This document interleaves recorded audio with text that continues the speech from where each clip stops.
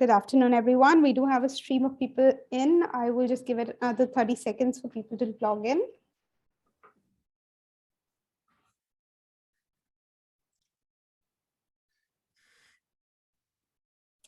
And while we do that, to the attendees who are already here, welcome to the session. Would be great to, if you could give us a hi, hello in the chat. Maybe let us know which city you're joining us from.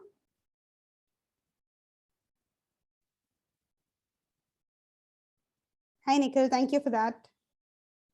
Joining us from Hyderabad.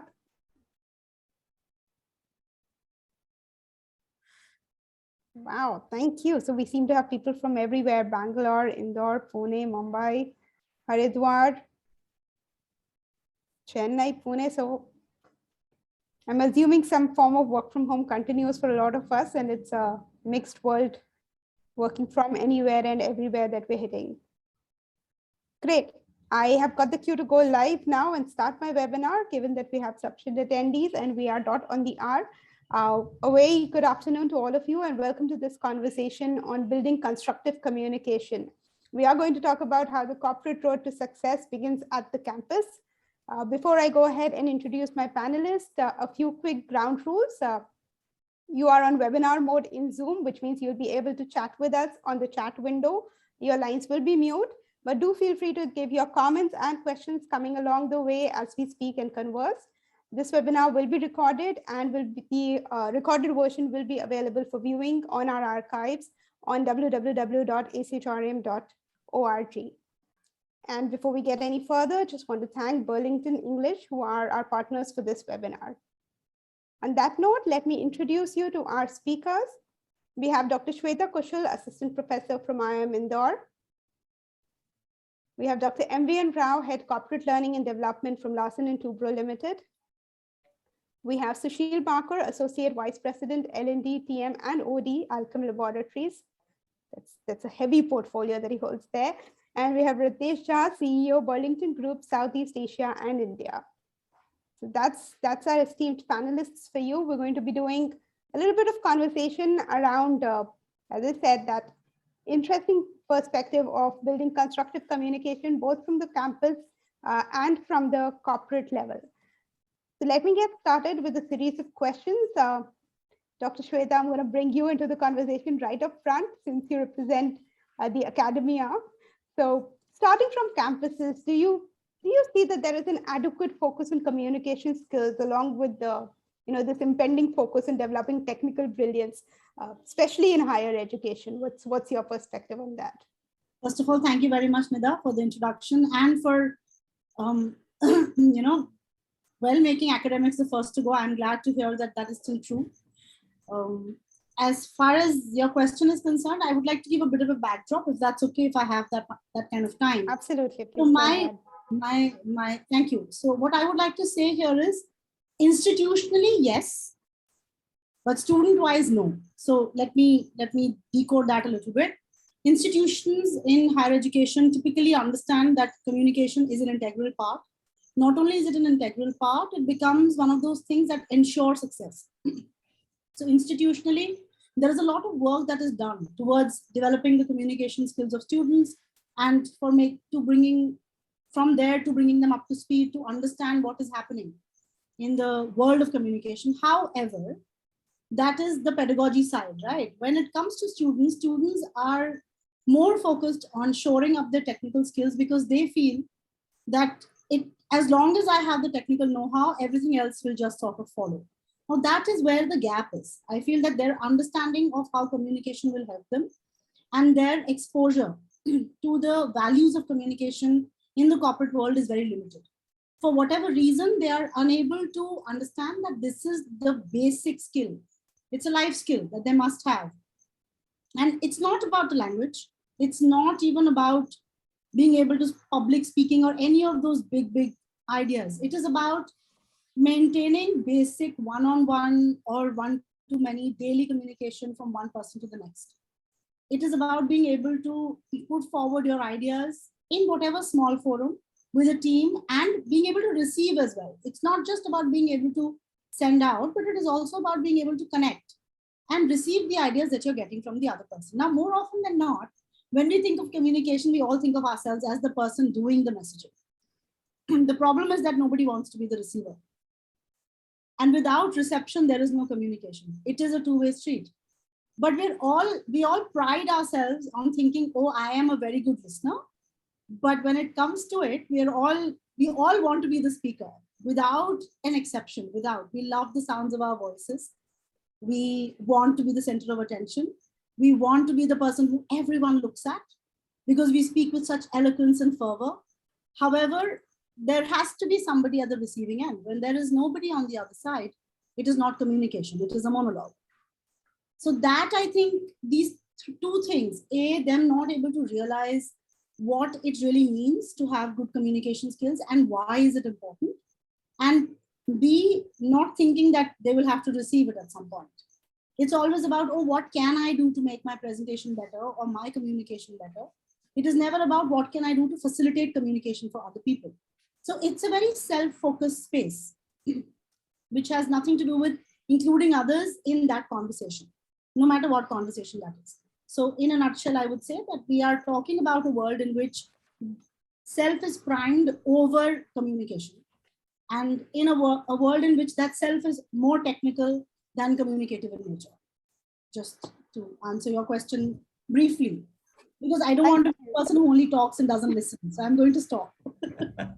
I think a brilliant prelude there, and so aptly said. And Dr. Rao, I saw you smiling when Shweta said this is all about lots of people focus only about communication as being the receiver and not focusing on being the receiver. Sorry, and not focusing on just being that piece. Dr. Rao, I'll bring you into the conversation next. We spoke about academia and switching gears to corporate. What importance do you lay on communication in corporate life? And I'm sure you've seen the graphs, so right from fresh hires to senior executives. What's been your experience? Yeah, thanks, Nida, and that was wonderful, Shweta, to begin with. And I mean, it reminds me of the time, I think, most of the kids who have been in the session must be in the hostel or they're studying in the campuses. I was told when I was in the hostel that by the end of one's life, how much of aloo does one eat? Okay, I was told that an average Indian individual eats around 6 truckloads of aloo by the time he finishes his life. And I'm sure if you have been in a hostel, you would have noticed by now every day no meal is complete with the aloo, whether be it the chips, the leke, whatever we do by the end of the day. I mean, it's like almost telling whatever we do in life, in a corporate world, I think communication is ubiquitous in its presence there. It is communication that is actually the underpinning that is there. I mean, you join as a fresher in an organization. What do? You join as a salesperson, or you join as a production person, or you join in any function for that matter. If you are a part of a team, you are either receiving instructions, or you are sharing ideas, or you are actually giving out your data and progress to whatever is going on in the company and whatever you're doing. And everything underpinning that is your ability to think, articulate your thoughts to the people concerned, and accurately present them in a succinct fashion. And of course, finally making sure that you have the presence to make sure that you count. And it begins, I think, whether it is in the college life or in the campus life, it is always going to be there. It's going to be there from the day one, and it is going to be there till you reach even a position of a CEO or a managing director. Only the proficiency levels change, the competency descriptions and expectations change with respect to that. But at the same time, it is going to be there all the time. So I think it is any amount of what we talk about the communication, how much do we need to learn about it as a initial basic skill to a leadership competency. It's a journey by itself, and then we need to keep doing that. And very interestingly, I was just thinking about it. I don't know, whether it is right or not at this juncture to talk about it, but it's a very interesting movie I've seen. It's called The King's Speech. A few years back, it's a movie where King Edward, I think that's what King Edward VI or IV, if I don't remember right, he actually has the problem of stammering, and he has a very interesting speaking coach called Logan or somebody like that. And how he uses very ingenious ways of helping that king to make that very important speeches during the World War II. I mean, it's an awesome movie, and the entire movie is built upon how do I can build confidence, how do I build communication capability, even when you have speech impediments. And most of the people do not have impediments with respect to when they are speaking. But as Shweta rightly said, I think if I am totally caught with myself, that is speaking well is communication, then I think we are missing the whole engine. Because later on, we will talk about it, how many careers have derailed because I think the communication capability got stunted along the way, and they could not actually reach out and then do whatever is required of them as the leaders. So I think to short, I think communication is the most essential job skill. The earlier you learn and continuously you learn and keep bettering yourself, I think you're on a better footing as you go forward. That's my 2 bits on this, Nida. Thank you, Dr. Rao. And I think so aptly said, the earlier you learn and the better you keep upskilling yourself, the better we get and the better we're able to perform in our job roles. And I think somewhere it's also, being recognized and appreciated that organizations do have to partner with their employees, just like, campus and academia does, both with their students to further this cause. And so Sheil, bringing you into the conversation next. And, we often hear about learning sessions and things like crucial conversations, giving effective feedback, or, assertive communication. But overall, from your experience as an L&D leader, have you seen corporates really focusing on holistic communication skills development, or not? And what's been your sense there? Thank you, Nida, for bringing this question. And in fact, I will take that aloo analogy from Dr. Rao when he has used that during our hostel days in every recipe, that the aloo is there. So likewise, when we look into the corporate training calendar or L&D calendar, isn't it? There is one thing which is essentially be available there, is that effective communication skills. Isn't it? No matter that the person is joining a fresh or maybe it is a lateral entry, correct? Everybody talks about that the communication skill. And many times it is quite, you can say, a thing, correct, that the managers whose own communication skill is at stake, correct, he suggests that my reportee needs to undergo a communication skill workshop, right? So that kind of scenario, correct, which we are talking about. And you see that it is not only for the students, correct, who are aspiring to start their corporate career, but throughout that the corporate journey of a professional, the communication is something, correct, which needs to be recalibrated again and again, because every role, isn't it, every situation, every context, correct, poses a challenge in front of us by asking a question to ourselves, is my communication skill till now what I have learned is good enough to tackle with this?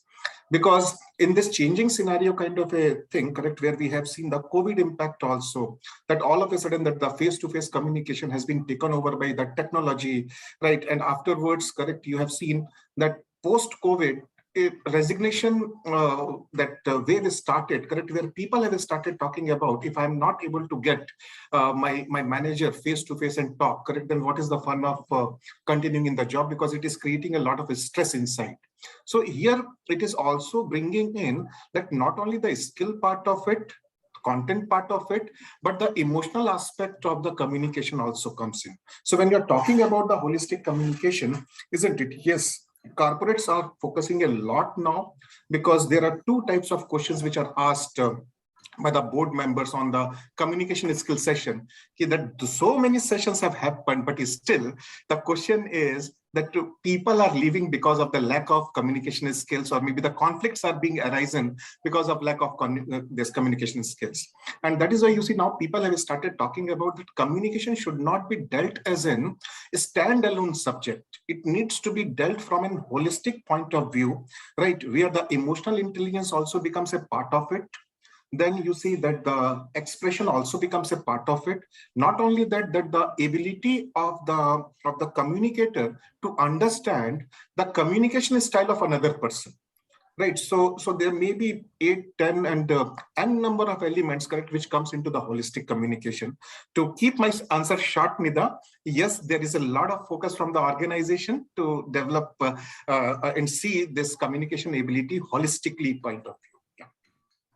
Yeah. Absolutely. Thank you. And, I also feel that there's a lot of those because as a learning professional myself, I feel we get those requirements in pockets. I need my people to learn assertive communication. Need them to be better at resolving conflicts, but probably are we looking at it holistically or not? And over to you, Ratnesh. You are a leading service provider in this field, and I'm sure you work with multiple organizations and academia, but what's your take on what we as professionals, learning professionals are doing to bridge this gap? Are we doing enough? Thanks, Anita. And at the outset, let me first thank you, SHRM, for organizing such a brilliant session. I think often I get conflicted. Sometimes I'm a service provider, sometimes a thought leader. So, whenever I speak in these forums, I think less of service provider, more of what I think as the industry, as somebody who's seen education, skills, communication, English for a long period of time, working in different corporate sectors, having spent large part of my life in the banking and telecom, and then being in academia myself, very interested, pursuing my own PhD at this point in time while being part of the corporate. I think there are a couple of things which I wanted to say. And, to begin with, I was impressed by Dr. Kaushal's really saying that listeners are the one who are going to be winning, not the ones who kind of always believe in speaking. Dr. Rao saying how pervasive the communication is. It's like a analogy used is really saying that it's way everywhere. And endorsing that, Mr. Barkur, saying that, how exactly it's part of the corporate cycle everywhere. It should be there. It's there in terms of, I think this is very heartening to hear that. But, what I am going to do is to shift a little bit in terms of my gear. And I would like to point certain data point, which essentially suggest where exactly what are we doing in this country and how exactly the learning and communication is really seen. See, children by, and I'm going back to a very small sort of beginning of a children getting into this world. Children by the nature is a learner, and communication starts. So, if you go back, see children crawling and speaking first words, these are all natural. Nobody tells them. And when you do further research, you understand that the part of a brain, there is an endorphin receptor, which essentially brings the joy. And that joy is around the learning and the communication. It is there. What I'm saying is the learning and communication is a joy of a children for any age. So, in the young age, and adolescent age, or when you developed as an employee. Yet we have 63% of children struggling with engagement in education. Yet you have higher education saying that my children passing out, not getting employed. Yet you have employers saying that I'm not getting a right fit. We have a huge amount of advocacy which we do around communication, collaboration, learning. However, I think collectively, if you look at our own set of various industry or higher education, or even in going back to K through 12, we still have the same struggle which we're facing. And I think which essentially can be correlated to any reason. But I think the fact of the matter is that we are not created an environment where communication, collaboration, learning can be enjoyed. Where you actually create a structure in higher education where, this whole 21st century skills, which we often talk about, it becomes a practice rather than part of the book. Or what you create in corporate is really, whether in the time which is normal or COVID, you have some of the nuggets of thinking, collaboration, communication across the border is actually part of the DNA of the organization. And I think unless we do not make that as a culture, unless we do not make that as a real living, until the time we continue to discuss that with us in this kind of platform and don't bring that to the real culture of the organization or a higher education, I think it becomes a struggle. And often we see both as a practitioner and also as a service provider that, the real, courage for any leader to say, no, I want to change the culture. I want to really take that plunge to say that I would actually inculcate whatever we are saying as part of my culture in every stage, less changes. So I think instead of putting that, and I will come straight to the point, instead of putting that as a part of the 360s and the appraisal point to say, what's your improvement area? And the answer is stress management and communication skills.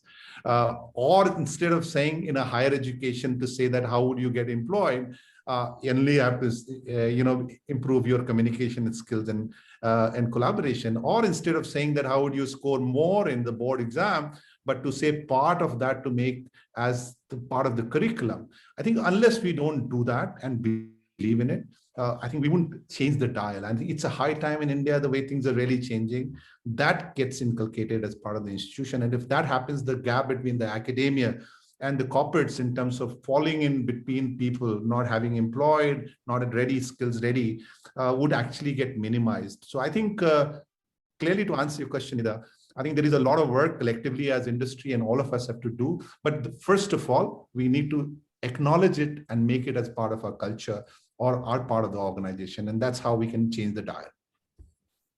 I think brilliantly and aptly put. And, even when we're looking at the fresh hires coming in, we're often terming them now as, the COVID graduates, because they've kind of spent 2 years in, or at least 1.5 years, if not more, in that virtual setting, and haven't really seen the physical campuses, which really supported in a lot of that, development from a communication perspective, from a social skills perspective.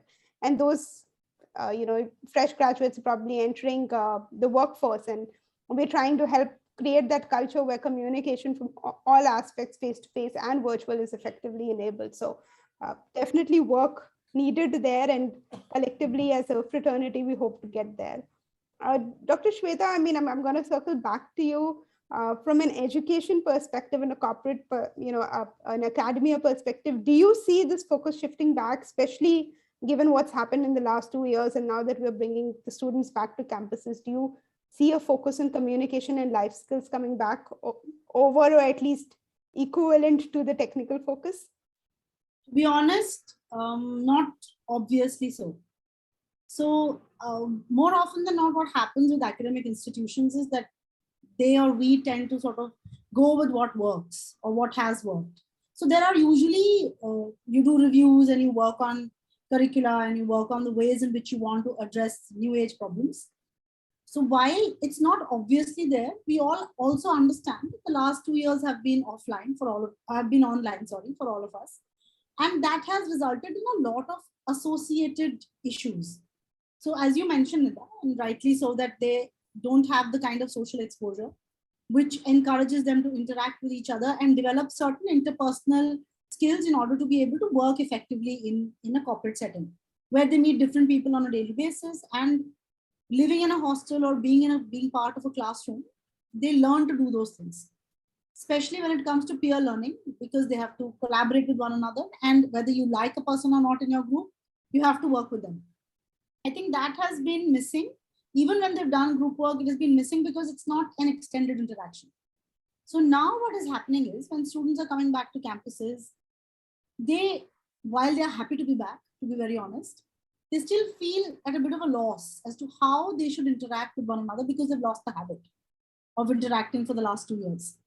So when it's online, and this is not to reflect on anyone, but you can just switch off your video and pretend to be there when you're not actually present. Or you can do side things while your video is on and not be engaged. You cannot do that when you meet somebody face to face. So I think the biggest problem that students are facing now is that they don't remember how to interact with people in person. And whatever little they remember, see, people who are already socially adept, they don't face this problem. But if there is a little bit of social awkwardness or even social neutrality, I think those are the ones who struggle more. So what some of us are trying to do is that we encourage in-class interaction, in-class group discussions, just talking about basic pedagogy. There is also an idea that this new batch in the new world, the post-COVID life, is going to look at problems and also face problems that are different from what happened before.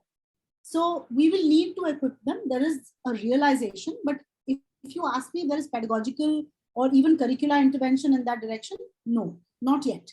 Because unlike most of the universe, academia likes to take its time, figure out where the problems are, and then address them rather than first roll out a solution and then see whether it works or not. So that's how we work. Fortunately or unfortunately, I don't know how you would play that. The good thing is that usually the solutions that are rolled out are sustainable. The bad thing is that they take a little bit of time to get off the bat. Yeah.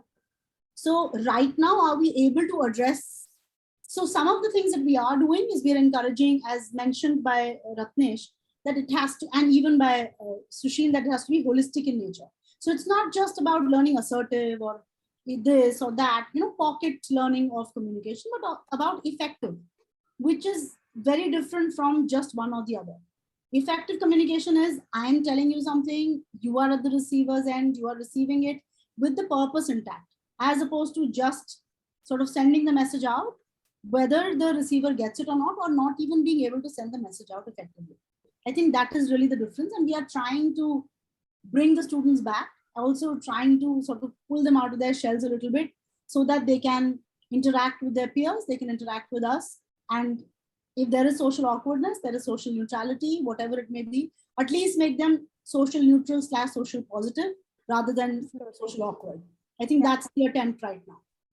Frankly speaking, absolutely. With you on that, Dr. Kaushal. I think, I think that element of trying to bridge that gap, especially for the younger workforce, because they haven't seen a lot of the pre-COVID probably, and that awkwardness, especially with social media.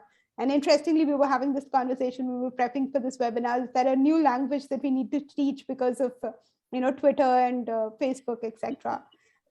We have one question from the audience that I'd like to pick up. Sayali is asking, what initiatives can we take, or how can we build a constructive communication culture across the organization? Dr. Rao, Sushil, would either of you like to take that up? Sure. Actually, all of us have heard this word, great resignation, and a lot of churn that's happening in the companies. Imagine a department or you're a delivery manager of a large unit where we have 1,000 people working with you. You lost around 200 people and 300 people new have come and joined in a year's time. And imagine, I think some of the employees actually coming around and talking to the HR department saying that my manager hasn't spent any time with me. I don't even know who is going to connect with me, who is going to reach out to me. And if you ask a HR person, he will say how many exit interviews and onboarding interviews I am supposed to do. Imagine the kind of challenge that people are going through while counting the numbers look pretty simple in the media. Oh, 18,000 people got added and 55,000 people got added. But every human being expects a certain amount of connect with the organization. So when you talk about a communication culture being created, I think it's about how do you want to look at every person who is joining a corporation. You want to treat him as an individual with respect. And respect comes from where? You acknowledge him as a person first and acknowledge him and make sure that what he expected of the organization and the reality is the same or as close to it as possible. And the person to whom he is going to work with, I think spends the necessary time, acknowledges and values him. Because if you look at why do people leave companies, I think the big studies that have been done, I think the connect is totally lost big time in the companies. And underlying that is nobody has the time to communicate any further. And in fact, on top of that, the managers, if you ask them, he said, all my communication skills have been honed in those days when I was face-to-face. And suddenly hybrid communication you're talking about, I got to locate a guy, where is he? He has joined the company, I have not even seen him. And I have to give him work. I have to also understand all his needs, aspirations, and also manage him and make him feel valued. Do I have the necessary skills for it? And don't assume just like that I'm going to be born into that and walk into it just because I can speak English or I can speak into an empty screen, that I can create that kind of inspiration to all the people around. See the amount of pain the managers are going through. And actually the derailment that the managers are experiencing, the stress that they're experiencing with all the churn. And naturally, I think every single newcomer or a existing employee comes around and says that in the performance conversation, nobody spoke to me. And I want to complain against the delivery manager saying that, no, somebody has to speak to me and explain to me how I did my job. So, I mean, in fact, these are all the kind of conversations if you look at it, and it only underpins the importance of communication in real terms, actually what Shweta and Ratnesh and Sushil talked about, a wholesome way, because you've got to keep communicating. The larger the corporations are becoming, the more onus it is being put on every single manager or the people manager to make sure that they reach out, spend a significant amount of time. How do they communicate the big picture? How do they communicate? How is the job fitting into the scheme of things? How do they actually play out the kind of roles for which they have been hired? How do they give them the necessary impetus and the support so that they can perform? All these things call for communication. Without all these things, I think it's a question of a number game. We keep adding numbers, taking out numbers, but each number, if it has to make it count, I think that is where actually the communication culture or culture of communication comes into the picture as I see it. I don't know whether I'm answering that question or not, but I can tell you that when you talk about communication in corporates, there are various dimensions to it, and dimensions which come from different angles. The apex level where I sit, when I talk to various people, when somebody tells me inspire for results, say senior management tells 2,000 people, half of them are not even seen. I don't even know where they're working, what they're doing. What do I inspire them for results? How do I do that? I need to talk to media. I need to talk to various stakeholders. How do I inspire that kind of a communication in them? Where is the kind of skill level for that? How do we build that particular skill level?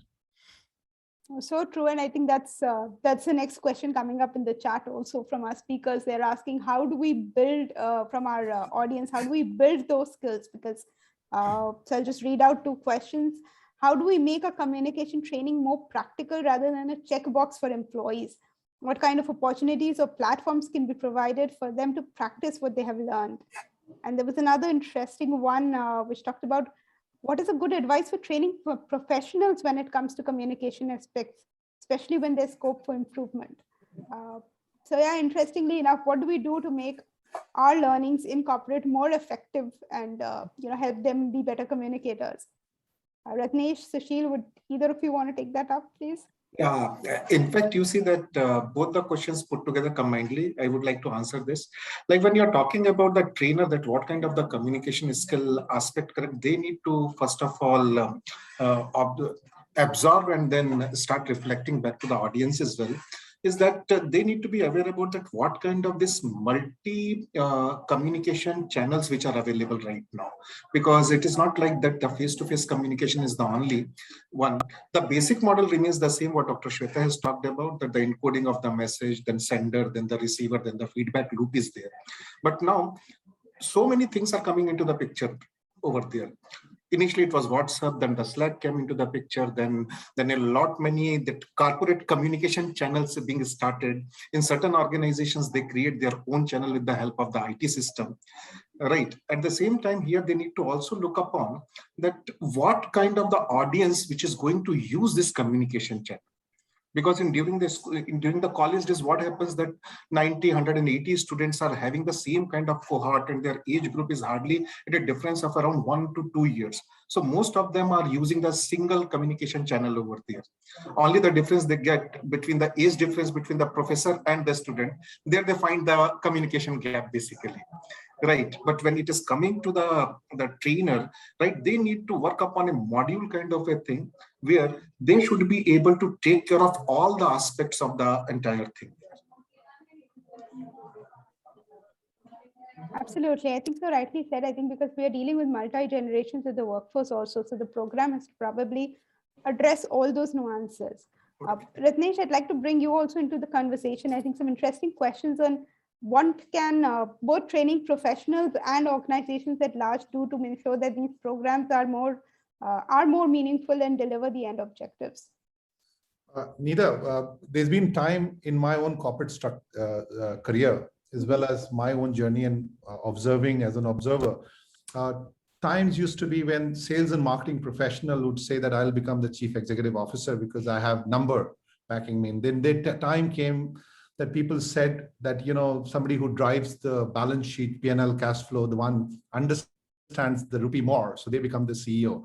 I see today the chief learning officer or CHRO are the ones who can drive organization better than anybody else. And I'm saying with empirical fact, you see what has happened in this last one decade is we have seen a 20,000 years of disruption happening. There is a generation gap created, mode of communication created.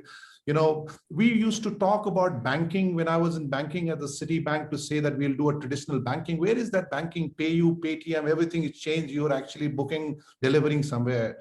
You used to go to a retail shop to buy. Today, you order from somewhere, somebody delivers.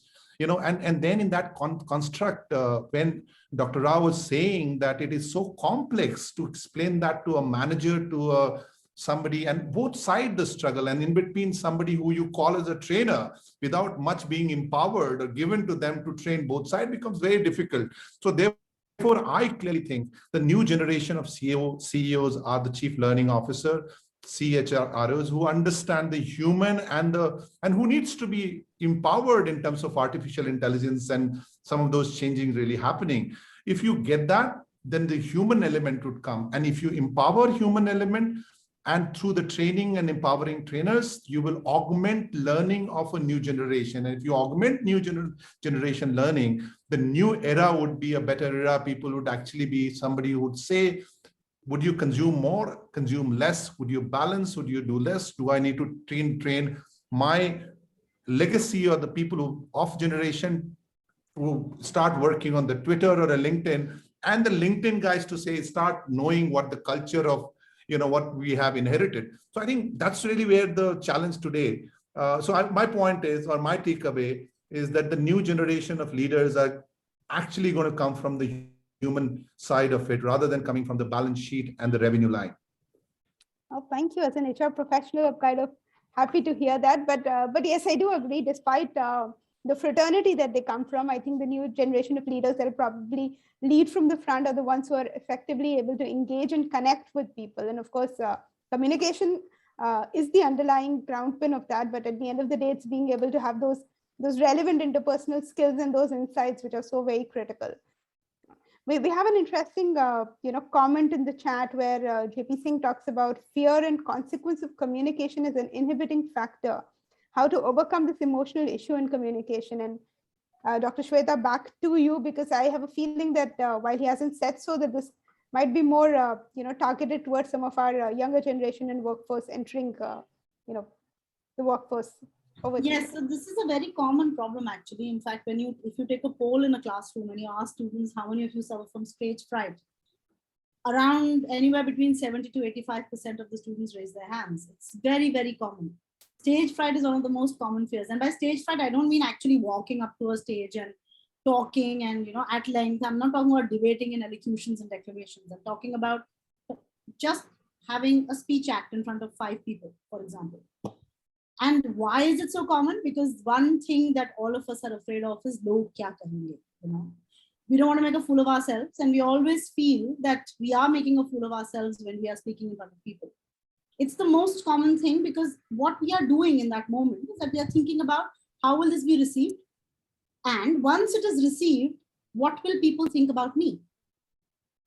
I think while what I'm going to say may not sound practical, but trust me, it is, because I've done it. The only way to do it is to dissociate the speech act from yourself as an individual. It has no bearing on who you are.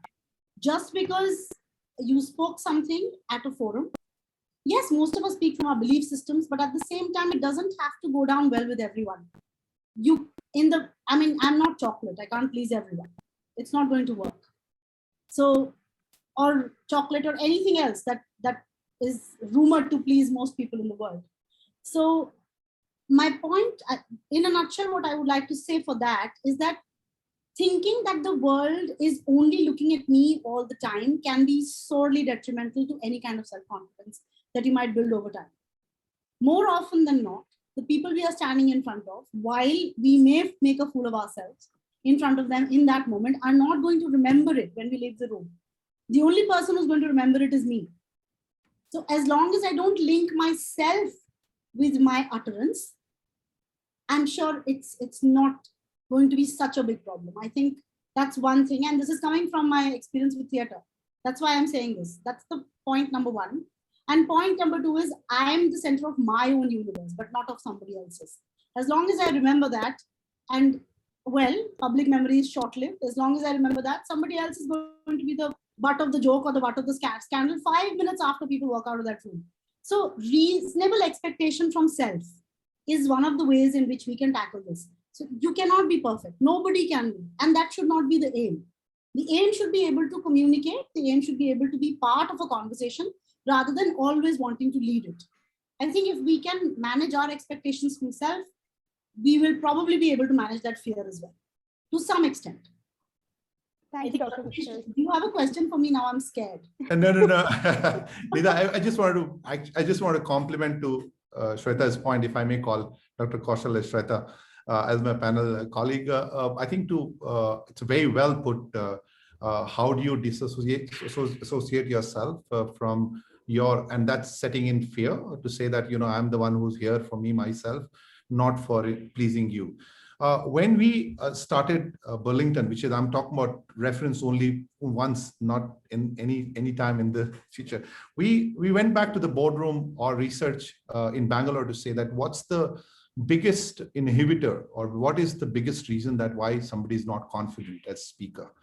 And we figured out the medium of instruction or the language they are, speak, have their own set of nuanced letters in the word, which makes that word sound different. And that becomes a part of a funny subject for people or the peer of the colleagues to really look at. And therefore, for example, somebody in Bihar or Odisha or in South would have certain words and certain things really spoken in a certain way. And we said, if that's the one, why are we spending so much money to do something else? Why should we not look at something which is called a speech trainer? Let's look at understanding what are these words, syllables, words, etc., and where we can actually neutralize for that individual set of person who's speaking.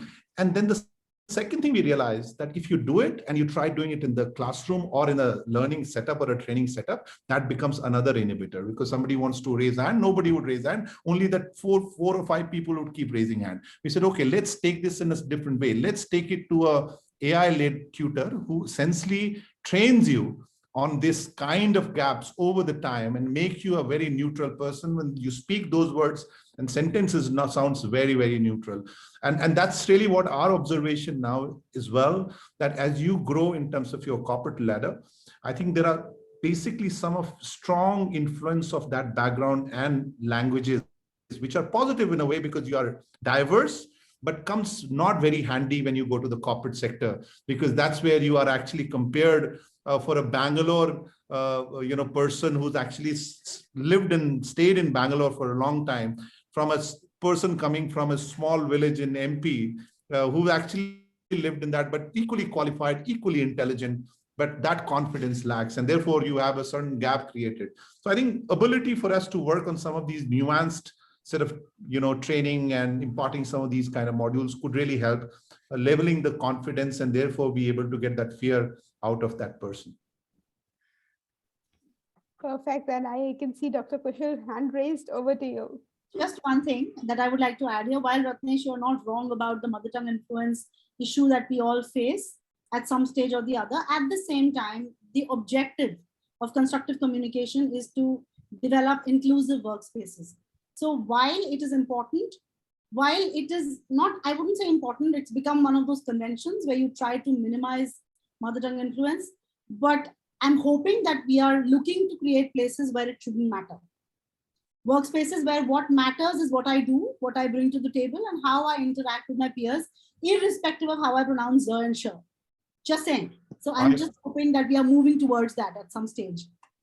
Perfect. I agree with you, Dr. Kaushal. Absolutely. I think, but yes, creating a level playing field is something that communication does definitely assist in, and how we move to that. And a linked question in the chat, and I'm going to surface this to Dr. Rao and Sushil, both of you. While this is specifically from somebody who's in the IT industry, sometimes we come across candidates who are really good technically, but lack in communication and presentation skills. What will be the right way to train them specifically for their development? Because it creates a real issue while interacting with clients. And I think we've most of us seen this, and that's what we're talking about, getting these set of professionals who are brilliant technically, but if they're not able to communicate that technical brilliance to the client or to the buyer across the table, that's where we stumble. So what have you seen, Dr. Rao, and what can we do to improve that, bridge that gap? So in fact, actually, I've learned something like communication is a very personal skill. I mean, I think there are a lot of things that we talked about, the fear, inhibition, coming out into a classroom where I can make a fool of myself. I mean, there are a lot, I think, deeply ingrained stuff. So in fact, I've realized that actually, in fact, I advise many of the young people to personally have a speech coach, have a coach or a friend or a sounding board, because ultimately it's all about actually practice and seeking out opportunities and seize the opportunities wherever you get. And of course, now I understand, I think from Burlington, and there are many others, now they are actually AI supported virtual coaching support that is available for actually helping people to get better at improving their language, improving their communication fitness, and so on. And just like a physical fitness, I think communication fitness is so vital for everybody. And in fact, I think we keep advising most of the young people, I think just take it up. It's an investment which you can do, and it is worth it. Just like you acquire a skill for getting a Java certificate or SQL or whatever it is, go get yourself something to do with your communication. How do you articulate? How do you communicate your thoughts? Because usually you'll have this mother tongue to English, the gap in terms of communicating thoughts. Usually this we notice in many a times, and then we understand that in the organization. And people do overcome that over a period of time with specific practice. I have seen very senior people who come from very small towns and who have actually led global corporations big way. And I can tell you the amount of practice, the amount of opportunity seizing, the amount of support they got with sounding boards and speaking in front of mirrors, speaking in a video phone and sending that to coaches and getting feedback on an ongoing basis. There are plenty of ways people are trying because they realize that how important it is. If they have to propel people to action and propel and inspire results, you need to move people. You need to make things happen. And that requires a very, very superordinate communicating capability. In fact, there is no substitute to that, especially with the present day world. In the Esther world, we manage what we saw. The people who are in front of you, you got an opportunity. Now you get people all over the world, people from different cultures, and there is an inclusivity and enough pressures being built on variety of ways. The biases in your communication you need to overcome. So I think any investment you do to improve your communication skill at an early stage, I think it's just worth it in my view. I recommend it. If your organizations are providing, please take advantage of it. If not, I think you spend on your own and get that particular thing done for yourself. That's my 2 bit for the people. Thank you, Dr. Rao. Yeah, adding to Dr. Rao, you see, the question was mainly that people who are technically very sound, but they lack in the presentation skills and communication skills. So what kind of the things that needs to be done? In my experience, like I am representing pharma industry, where we get the PhD scholars, isn't it, very good in scientific knowledge.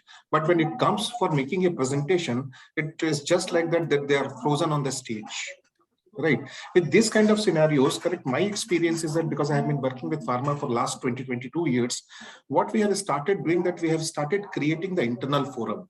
Because our belief is that when this person is so good in technical knowledge, isn't it? It means that he is able to acquire the nuances of communication, but it is only a matter of that confidence level of this gentleman or this person, correct, who is which is inhibiting him to speak in front of others.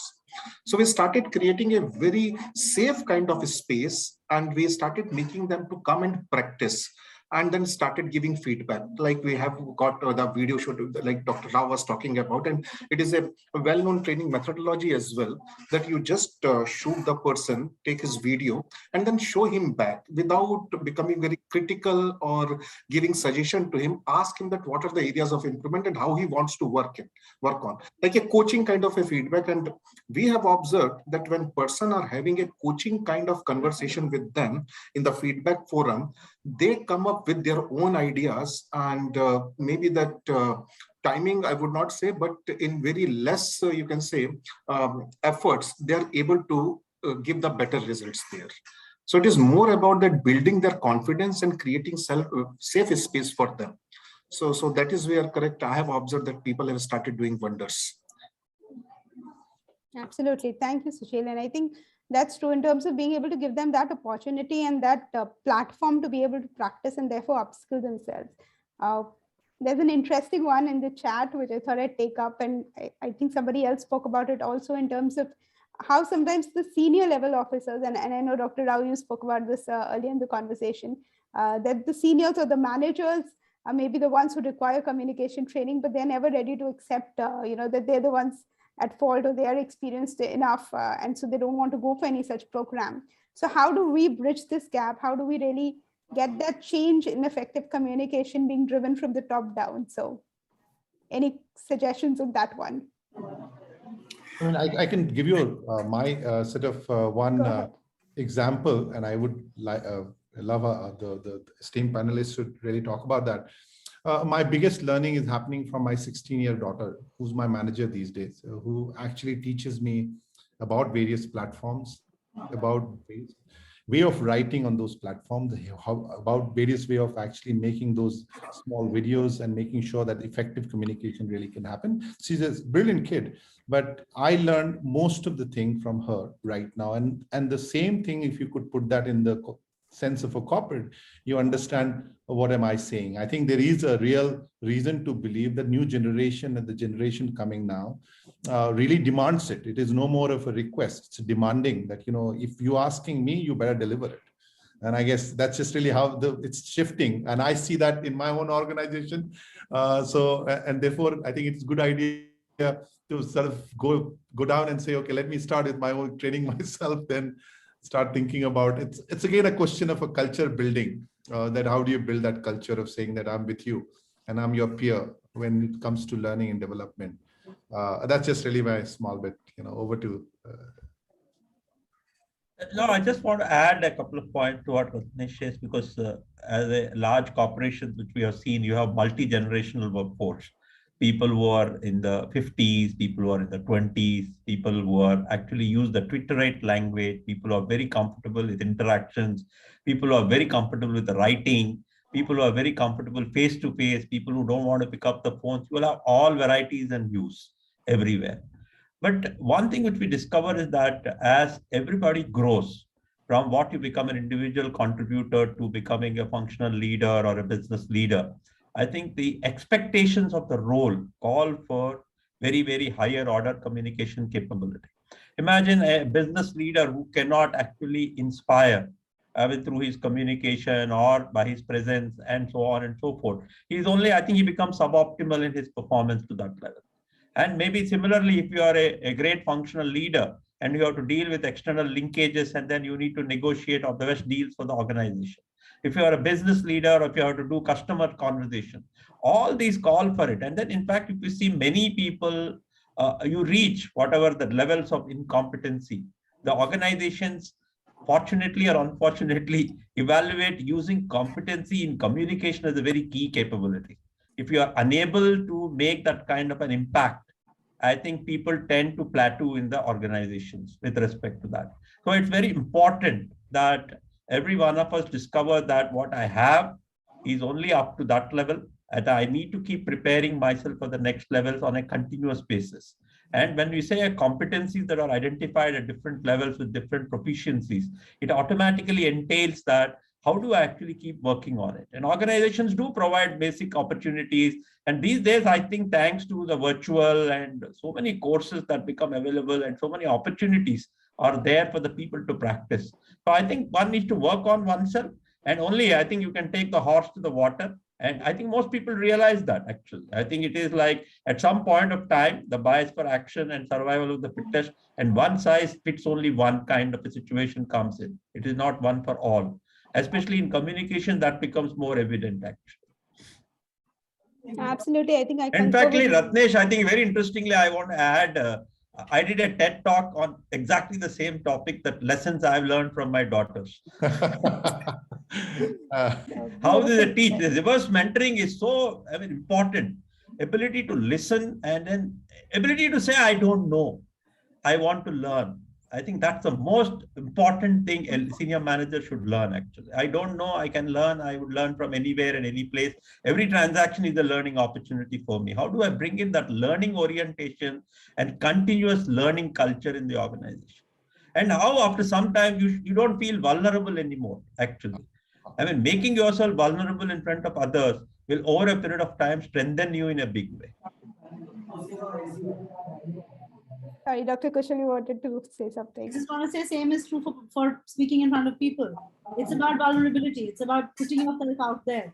Once you do it, first time it's horrifying. Second time is slightly minus 0.1 horrifying. But third time onwards, it's been so horrifying for so long that it doesn't matter anymore. So it's all about doing the horrible repeatedly so that it stops being horrible. Stops being horrifying and stops being Yes. terrifying then. Stops being terrifying. And then when you realize that, oh my God, I've actually reached a place where I can hold my own in a group of people. I can always say that I don't know, and I can always, because we forget one thing that children know very well. Curiosity is the most important survival skill that human beings have. Absolutely. Children show that all the time. They learn all the time from everywhere. As we grow older, we think I'm supposed to know everything. Trust me, even nobody knows everything. And all the time, as long as we remember this, we are always open for learning. And as long as we are open for learning, we are open to grow. So putting yourself out there, reaching out to a 16-year-old or an 18-year-old or even a 12-year-old. I've learned stuff from my 2-year-old niece that I never imagined possible. Same thing. It's just about remembering that learning can come from anywhere. And as long as I'm open to it, it's going to work in my favor. Beautifully said. I think I agree on that. And, so currently, correctly put by all of you. Make yourself vulnerable, get in there, face the terrifying thing, and then you're sorted.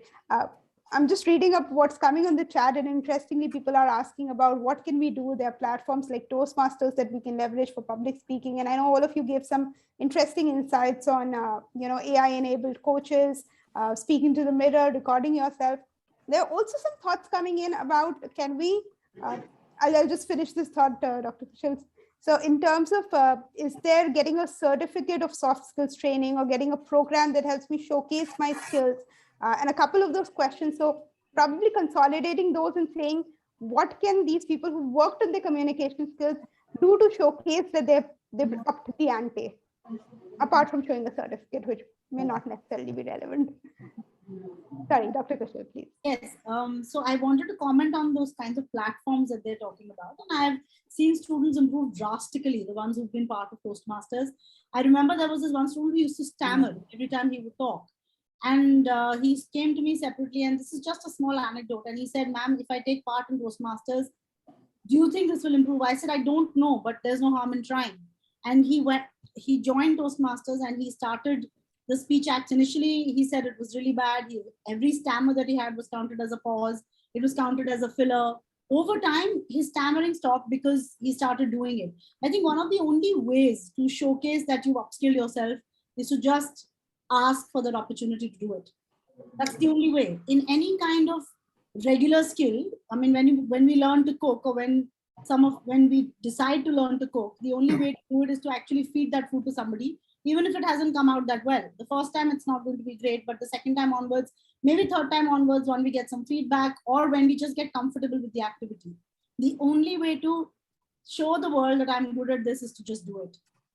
Basically, at the risk of borrowing from other people who've done this, who said this before, go out there, ask for that opportunity if it exists in the organization or in your circle, and commit to that utterance, commit to that speech act. I think that's the only way to make sure that it is recognized that you've come some way. Also, it helps as a way to validate the effort that you've made. I think, which is very important. While we may talk about, self-validation and not looking for external approval, it's very good for growth, but it doesn't sustain. At some point, you need somebody else to recognize the effort that you've made. Absolutely. Especially in an organization. So the best way to do it is to say that, yes, I know that there have been some few mess ups in the past, but I'm willing to make the effort and I'm making this change here, and please give me this chance. And say it long enough, somebody will either give up and give you the chance or actually have faith in you. Either way it works. And absolutely right, Dr. Shweta, because see what happens, the self-disclosure many times becomes a important impediment among these people who want to improve on their communication skills. Because that accepting that, yes, this is where I am right now, and from here I want to improve on. And that is where that confidence building starts. Absolutely well said, Sril. Ratnesh, over to you. I think you No, will take a shot at that. The platform and the service providers are enablers, right? So I think all of us could actually enable by making sure it is very compelling, very engaging, very cutting edge. I think ultimately what Dr. Rao was saying, the fact that the whole culture of saying I don't know, an organization or an institution saying, I know you don't know because I also don't know. So let's I don't know sit together and explore the world. And that's really where my conversation with my daughter happens. She starts the story and say, And I know some place I would actually interject with her. And I know what she's saying. And then I start playing with her. And then this whole symphony starts happening in conversation. So the bigger element is that as a culture of the organization or as a culture of a individual, are you setting in that I don't know? That's the first. Second, when you want to know, do not get to know by jumping into the immediate skills. Set up culture, which is more of a thinking culture.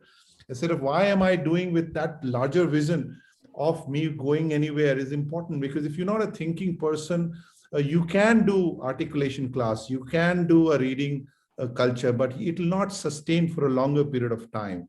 And which is why I say that, one platform or one technology would not help you unless you do not get into a real sort of setting in of that, saying that I want to know and I want to set that as a culture. So I think as an organization also we advocated, so do it with the seriousness, because more often than we know, there are passionate people like, many of them like Satya Nadella and other leaders who've done very well. Those are self-driven, but large part of them are sitting in the organization and multi-generational, as Dr. Rao was saying, need to be infused through the culture what you're setting. The job of IIM Indore or L&T and other colleagues is not about making sure that 10% look good, but making sure that my larger part of the organization becomes leveler. And typically in that curve, I make that standard deviation lesser and lesser and making it more, organization where all of my employee or all of my students are the ones who are getting into the learning culture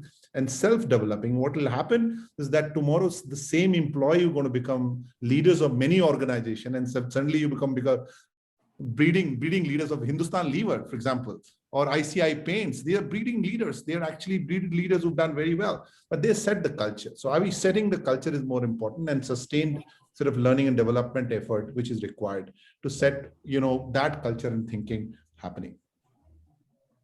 Beautiful. I think so succinctly put there. Are we driving that culture which enables learning and which also allows people to come up and showcase that learning and gives them that opportunity to ride the curve? And I think that goes top to bottom and bottom to top both ways. We are close to the fag end of the conversation. We have another 10 odd minutes left. I want to do a quick rapid fire from each of you. Respond to these with top of mind thoughts. Tips for effective communication in remote teams. I'll start with you, Sushil. Practice and get acquainted with the digital tools. Thank you. Ratnesh? Start thinking and start enabling. Start with the question, I don't know. Perfect. Dr. Shweta? Remember that there's a person at the end of the system. It's not a computer that you're interacting with. Beautiful. Dr. Rao? Do some homework about the role of everybody in that meeting. Otherwise, there is no inclusivity in a remote learn meetings. Thank you. The next one, Sushil, again, starting with you. When does active listening come in handy the most? In the conflict situations. Ratnesh? When you have a lack of trust. Ooh, Dr. Rao? Every conversation where I think at the end there is meaning for both. Dr. Kushal? To establish responsible leadership. So apt, and look, we're a diverse set of people here, and we have such diverse and at the same time converging inputs on some of those interesting questions. Hey, the next one, pro tip on effective digital communication. Ratnesh, I'm starting with you this time. I think make yourself aware with all what you have available right now in terms of digital tools. That's the first step. Thank you. Sushil, over to you. Practice. Dr. Kushal. Remembering that you may not know who has access to it. So please be responsible and cognizant of the kind of communication that they're putting out there. Beautiful. Dr. Rao. I think I'd say keep it simple, straightforward, succinct, and experiential based, actually. Because I'm sure there is enough knowledge available in the world. People can gain it on their own. But what they're looking for is basically, what they can't pick up. Only that individual can give. Very true. Okay, last round. What communication skill is most relevant in conflict situations? Sushil, starting with you again. Listening. Thank you. Dr. Rao. Absolutely, listening. Dr. Kushal.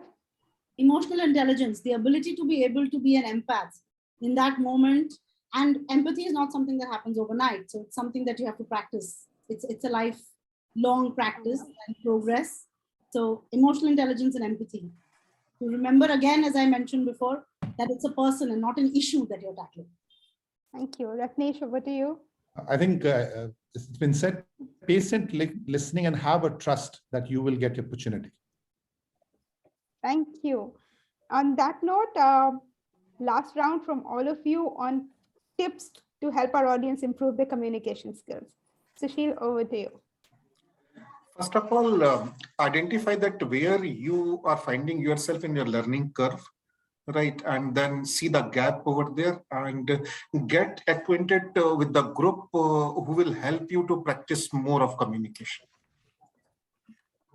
Thank you. Dr. Rao? I would say identify where you want to grow and practice and take help where needed. Dr. Kushal? I think the most important thing is to identify your own communication style. Everybody is an individual. So if somebody is funny and you're not, and you try to be that, it's not going to work. Maybe your style is, emotional connect. Identify it, play to your strengths. I think the most important thing is to recognize your strengths, play to them, and then identify what the audience needs are with that in mind. I think that makes for a good and effective communicator. Thank you. Ratnesh, over to you. Anita, I think this one is to be a combination of what is being said. It's you first, baseline yourself where you are in terms of the journey.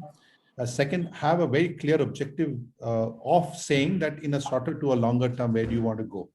And what will be the design of my, sort of travel to that journey? And therefore be able to invest actively. No amount of money is more for investment to improve yourself in terms of your skills, whether this communication, articulation, thinking, or any kind of degree. So invest in yourself as much, invest as an organization, invest as an institution to make sure that you generate a good 21st century, sort of employee of a learner or somebody who's going to become a 21st century leader. Thank you, Ratnesh. One last question from the audience, which I'm going to pose to all of you. I know a couple of people have asked, apart from classroom training, and I know you've given some ideas in terms of, video recording yourself, speaking to a mirror, but if you could just go round robin and give, 2 suggestions each on what can we do to improve our communication skills. And I'm going to bring up one, I think earlier that was there and I missed about, is it necessarily just about excellence in English, or is it about, communication skills beyond? So if you could address both of those questions round robin for me, please. I would suggest that read, listen, and speak. That is one thing. And second thing, see, communication is about expressing yourself accurately and secondly, so that the other person understands. Yes, language is not an barrier, but what happens in corporate world, correct? It is a underlying thing that English is the most acceptable language. So somewhere or the other time, correct, you need to accept this fact and start working on it. Thank you, Dr. Rao. I mean, I'm not too sure English is important, but English is important in organizational settings and the kind of context which we work. I'll tell you about an example. I used to see one YouTube video of a gentleman from Bihar somewhere, and he used to talk about some very, very current affair subjects.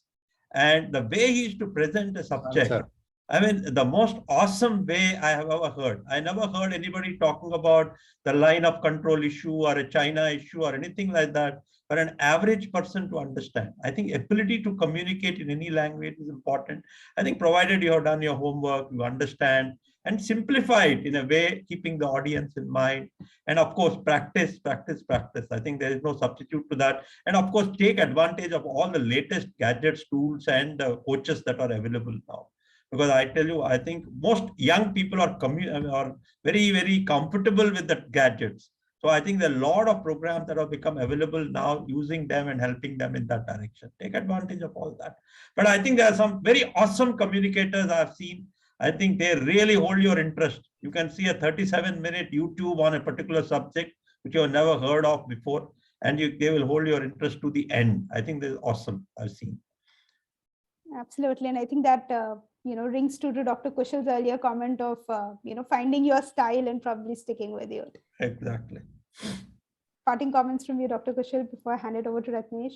Yes, the first thing I think that is very important to be a good communicator is clarity of thought. I need to know what I want to communicate. Only then I can simplify it, and only then I can put it forward. So spend some time with yourself before you have to communicate with someone about anything. And that time, when spent well, we tend to be able to have more concrete thought and more simplified ideas that need to be communicated. That's the first thing. The practical thing that one can do is, as mentioned by Sushil also, is to read, write, and speak. But more importantly, speak in a safe space. So start with people whom you trust so that you can speak and they will give you honest feedback rather than criticism, which is two very different things. So get that honest feedback and work on it. Just getting feedback is not enough, but you need to be able to look at it positively, constructively, work on it in order for you to improve your communication tomorrow. And on the issue of language, you can communicate without language as well. Nonverbal communication makes up 92% of our communication. Words are just 8%. It's not what we say, it's how we say it. As long as we get the how of it, the what will come. That's all I'm going to say on the language issue. Thank you very much. Thank you, Dr. Kushal. Ratnesh, last words from you on that.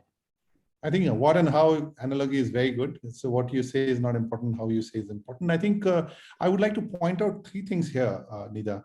One is about the habit forming. So the very famous book I've read by James Clear, Atomic Habit. And I think it is anything which you do, make sure that you form that habit and do it small, but do it continuously. Do it, every day, every week, rather than just saying, even you read it just 5 sentences or 10 in a day, but read, right? So the habit forming is the most important thing. The second important thing is that knowledge is pervasive. So Dr. Rao talked about the Khan's video, which is very famous. You can actually in no time solve Afghanistan, Pakistan problem in one video, which he does. So it's amazing video, very engaging. So knowledge is pervasive. The culture of thinking is important. Culture of mentorship of the leadership, organization, higher institution to inculcate that. And that's where, players such as R come in, to stand there and say, can I help you in terms of organize it well? Can I help you to make that habit? Can I make you that there is a clear outcome? Can I make you to help getting more employed? Can I make you to get your career better? So if you get the one habit setting, make sure that in that habit, start getting more and more knowledge, because it's pervasive. YouTube and Google answers you everything. And find a coach for yourself. It could be Burlington, it could be anybody, but have a coach on the side to say that they will mentor you. There are enough and more. And coach necessarily not is tagged to a 40, 50, 60-year-old person like us now in our own early 40s or later 50s or 60s. It could be 16-year-old daughter of yours who could say that I can be a coach and mentor you through that journey. Or it could be Burlington with 16-year-old say that I can mentor your journey. I think find that mentor to get that journey. I think if all of this would do, then you would do well in your career, you will do well in your academics. Thank you. I think so succulently put, beautifully put by all of you. We've had some amazing conversation here, and talking about communication skills, that critical oil to get the engine running. Thank you for some very insightful discussion, some amazing conversation.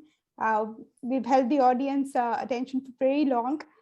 And thank you for our audience. I think this was one of those where we had some brilliant comments, questions coming in, and thoughts flowing constantly on the chat. Once again, on behalf of SHRM and Burlington, thank you for attending this session. The recording will be available for viewing later on the SHRM website. And thank you to our speakers and panelists for some amazing conversation. We look forward to associating again. Thank you so much. Thank you, Nidha. Excellently handled. Thank you very much. Yeah, Thanks, everybody. Thank you so much. Very nice, Nidha. Thank you Bye. so much. It's been a pleasure hosting all of you. Thank you to the audience. Appreciate it. Wishing you a wonderful evening ahead.